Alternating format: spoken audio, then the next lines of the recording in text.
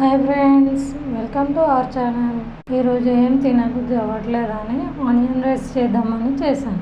కానీ అదేమైందో మీరే చూడండి. సరిగ్గా ఆనియన్ దాంట్లో వేసిన టైంకి పాపలేసి ఏడవడం స్టార్ట్ చేశాను. సరేలే, కొంచెం గోల్డెన్ కలర్ వచ్చేంత వరకు వదిలేద్దాం అని సిమ్లో పెట్టి వెళ్ళాను. తీరా వచ్చి చూస్తే ఇలా అయింది. సరేలే, ఒకసారి ఎలా ఉంటుందో చూద్దాంలా అని దాంట్లోనే అన్నీ వేసి కాసేపు స్టవ్ మీదనే ఉంచి దించేసాను.